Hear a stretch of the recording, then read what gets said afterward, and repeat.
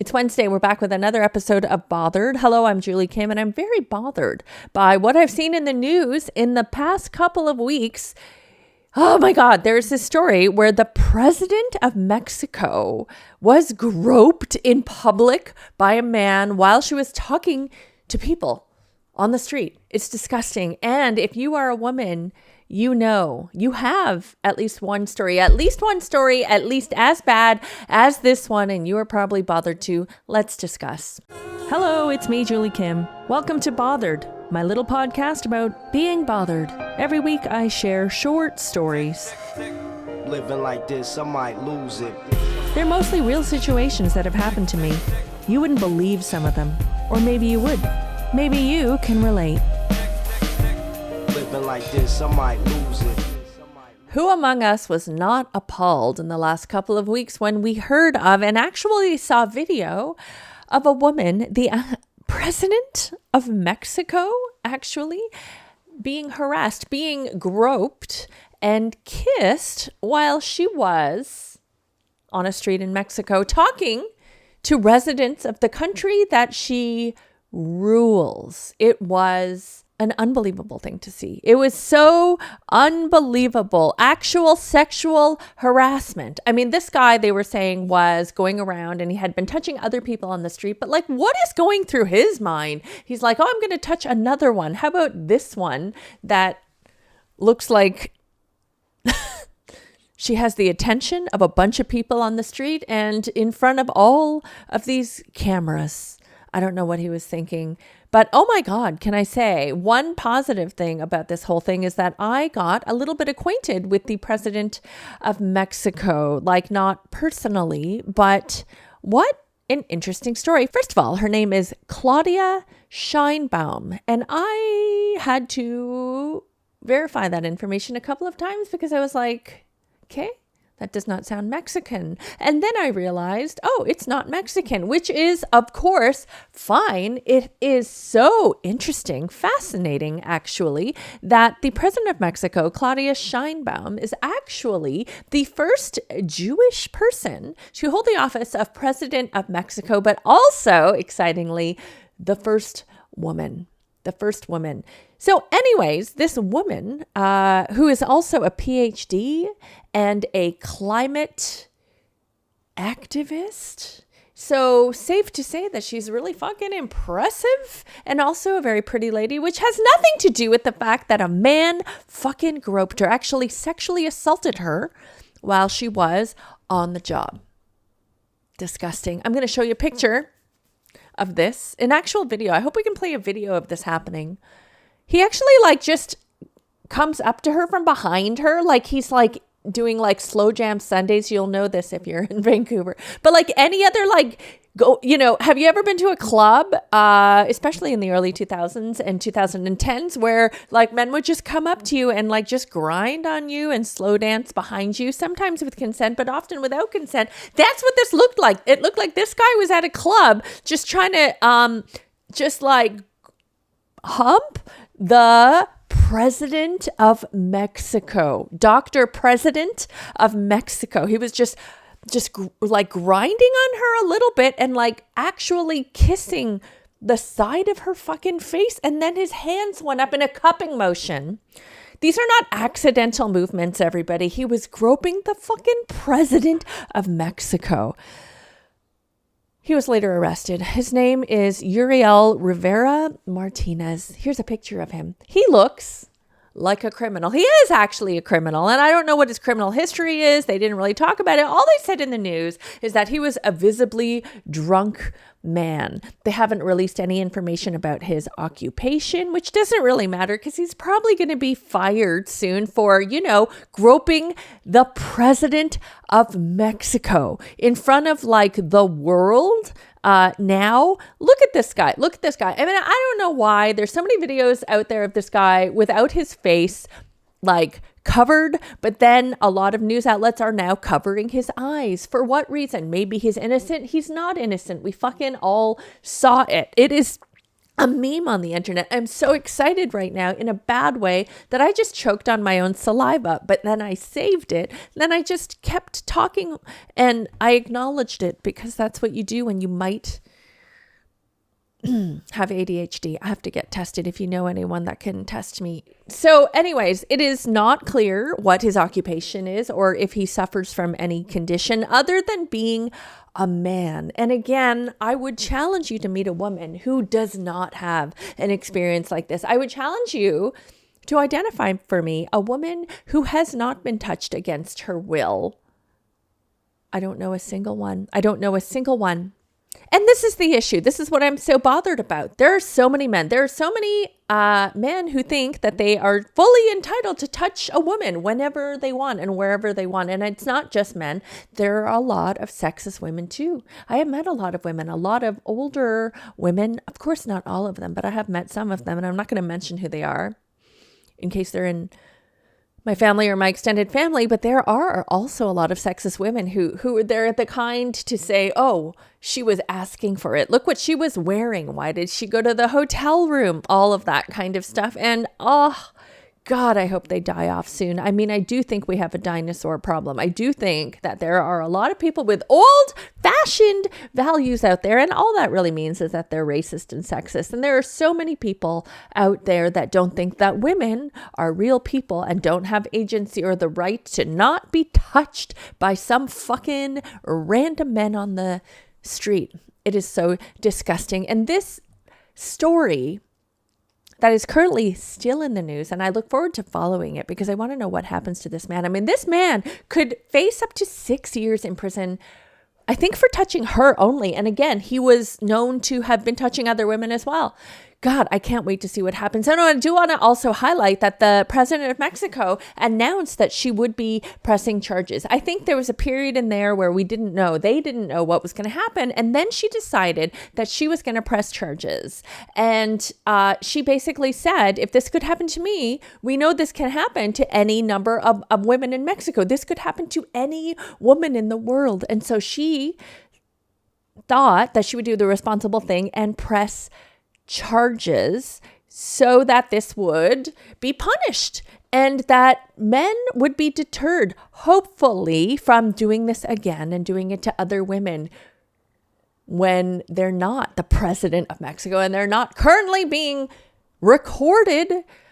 God, people are so stupid. Anyways, this made me think of a lot of my own examples when I was the president of Mexico. Just kidding. A lot of examples when I was not the president of Mexico, but also had been touched against my will. It is at this time that I hope, truly hope that my parents are not watching this or anybody really close to me because it's really fucking sad. But it's such a pervasive problem. And at the same time, it's not going away. So I hope it does go away. Here are some stories. They're very, very short stories of when I was touched without consent. And the common theme in these short stories, I'm going to share them very, very quickly because there's a lot of them. And the same can be said about a lot of women that you know. And these are all stories that are unresolved because these are little things that happen to women all the time and we don't always press charges or we don't have the proof that we're constantly asked for because the burden of responsibility is on us to prove it when a lot of these things happen in secret or they're very little things. And also women are shamed for calling it out and pressing charges, and we're called difficult for not just letting a man touch us or rape us. It's such a difficult predicament to be a woman. Anyways, okay. So one time I was at this event with other comedians and industry people when I was a very new comedian, but I was up for this nomination for a thing that at the time was an important thing for me. So I go and there's a larger celebrity there who's a Canadian born actor who got a lot of notoriety in the US for comedy things. That's all I will say. So I meet this person and I was kind of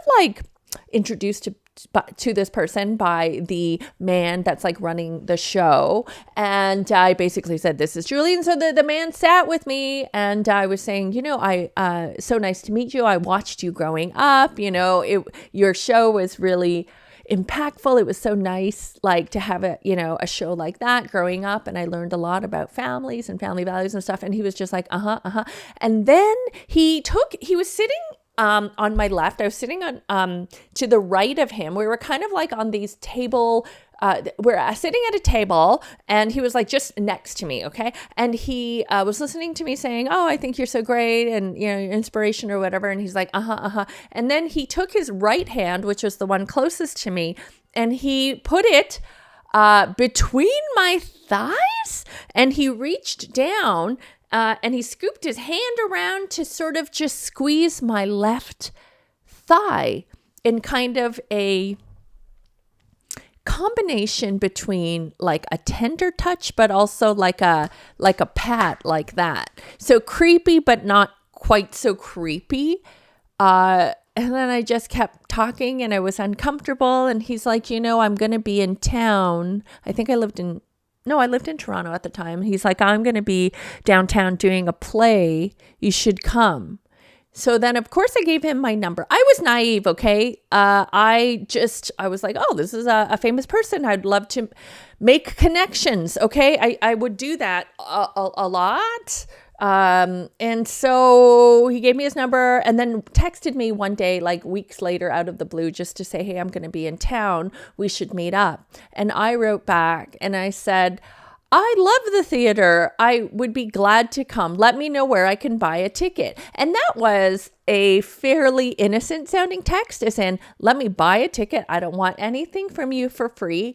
And there's no talk of doing anything extra curricular. Never heard from him again. I think he was after something creepy. I know this because I've experienced this before. Also didn't want it. And also was just very disappointed. I mean, this is someone who's like, I think older than my parents. And look, I have not called this out. I didn't mention it to anybody. It's like not big enough of a thing. And I guess that's the thing, not big enough of a thing that I would like, be able to like press a charge or whatever. And again, not be seen as difficult as a new artist in the industry. Also, this man is at this point very dead. So this story will die. I don't think I'll ever say this in a public or whatever, but I'm just telling you this as an example of these very subversive, under the radar kind of things that happen to women all the time. And of course it could have been worse, but that was an impactful moment to me because I realized that I do not want to meet some of my heroes. Anyways, another story. Here's another story. So I used to do a bunch of martial arts. I did it for several years. So I used to do a bunch of martial arts. I did it for several years at this dojo. And there were like a lot of men. I would say mostly men. And it was a very like male kind of dynamic. And it was mostly like great. And, people were nice. But there was this one man. And God, I'm like dying to think of his name. He was kind of like an elder. He had his black belt. I did not. But he was like a loner for sure. I remember that he was a teacher. He was, he seemed like a recluse and like a kind of awkward. He was a very, very large man. And I think he was like single, maybe lonely or whatever. So one day we're having a class and we're like all, on the floor. Sometimes we would spar standing and sometimes we would grapple lying down. And there was a moment where I was on top of him and he was behind me. I think we were practicing chokeholds or something. His fucking chubby hands came up and he just did this. I don't think we'll make this like a part of the promo video for the podcast, but every move was very deliberate. He was not new to this discipline of martial arts, but all of a sudden when he's under me, his hands are going everywhere. Like he didn't have an actual technique. My neck is fucking up here. He was just feeling around. Oh, what is the move I'm going to do? I don't know. And it ended after, I think it was just 10 seconds of him figuring out what move to do as a black belt. And then it ended. And then I was just shook. All right. I had been touched by this fucking man that I'm the creepiest man there. And I was fairly certain that it was on purpose. I was fairly certain, like if there's a story that came out and it was like, this man who's found to possess child porn and he's a pedophile, or he's like killed multiple people after doing bad things to them, I would believe it. His name was Dennis. Oh God, will we blur that name out? His name was Dennis. And I know he touched me on purpose that day. I just fucking know it. I didn't tell a single person. I didn't tell friends. I didn't tell people who were close to me because I just didn't. I think I lived in a headspace and in a time and in an environment at the time that didn't allow me to feel comfortable saying things like that. And again, something like that, it's not on camera. Thank God we have cameras now. It's not on camera. Nobody else saw it. It would only disadvantage me to say something. So I did not say something. Fuck you, Dennis. All right. Another example. There used to be this man who came to our house. He was like a family friend, I guess. Like they had come from Korea. There was like a dad and a mom and a kid who used to play with my brother.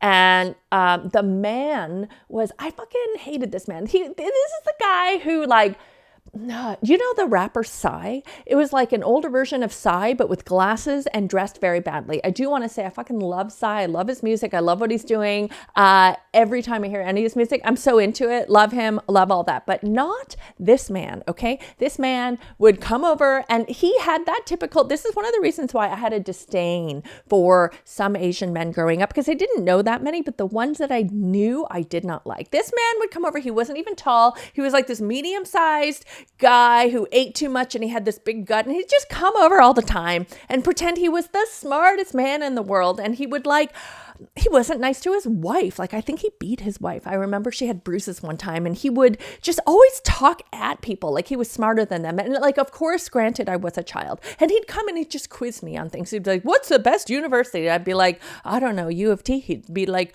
Queens. And then he would walk away. I'm like, what the fuck is this kind of conversation? So he was one of those men, one of those Asian men. I'm not afraid to say there are Asian men out there who have so much fucking ego. And so they treat everybody else badly. Maybe it's because they're ashamed inside or they're insecure or whatever, but they always have to posture. They're little peacocks. So this fucking guy came over one time, and I remember I was probably in grade 5 or 6, and I had just started growing breasts. You know, the things that I touched earlier, but like I was just doing a reenactment. Anyways, I had breasts. They were smaller than they are now. Don't look.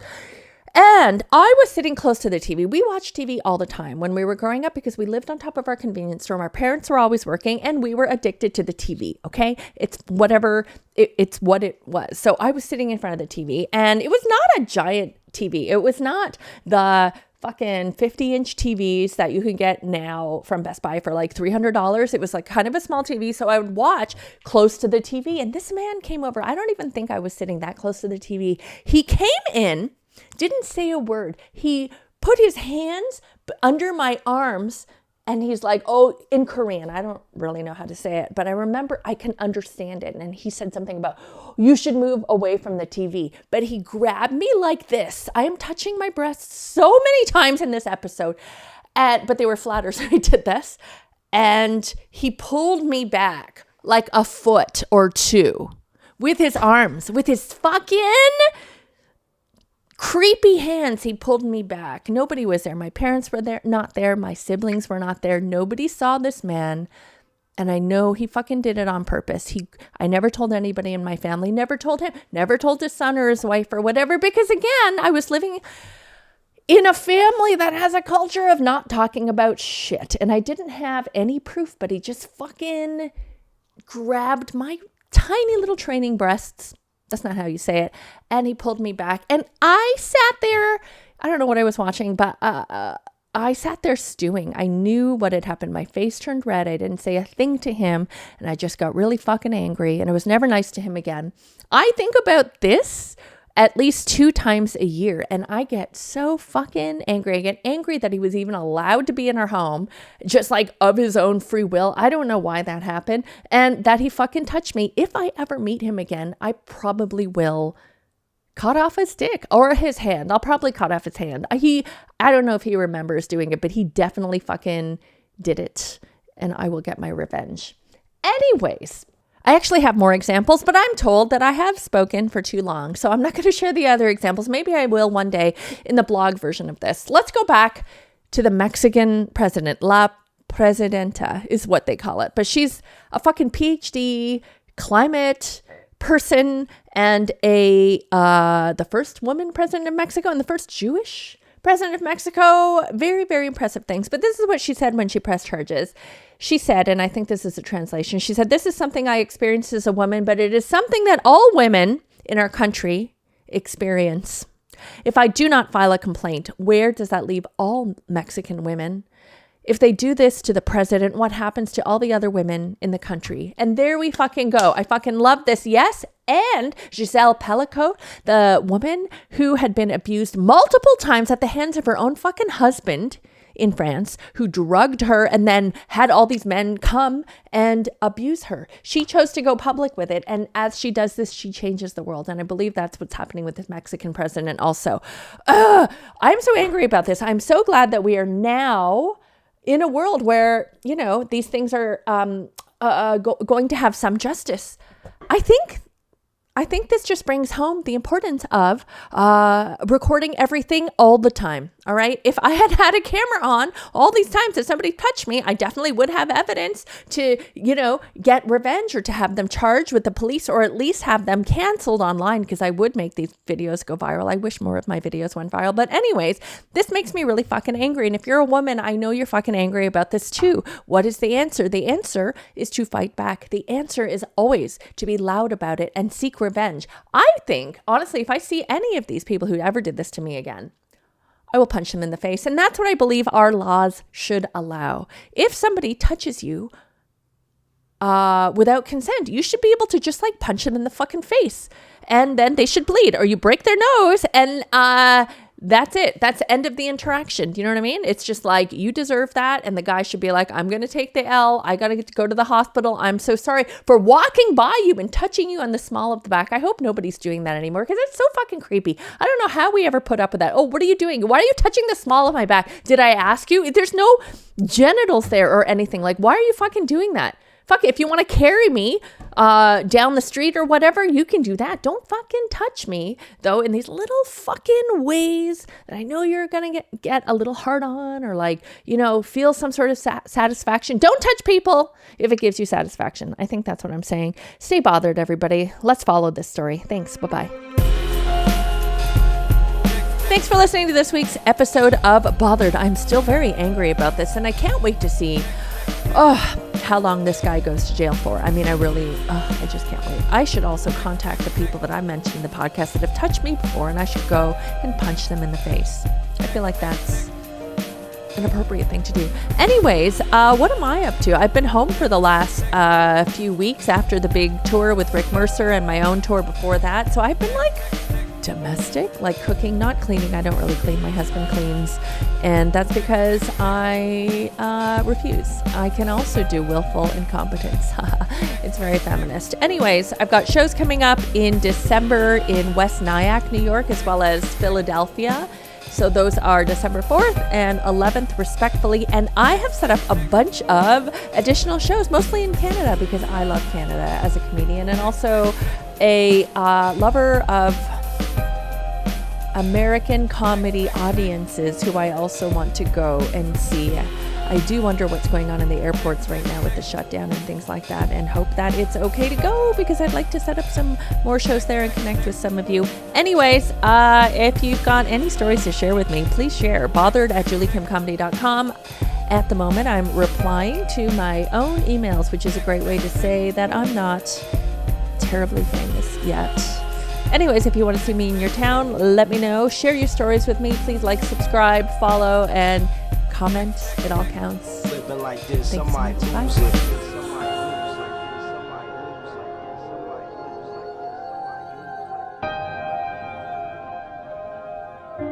Living like this, I might lose it.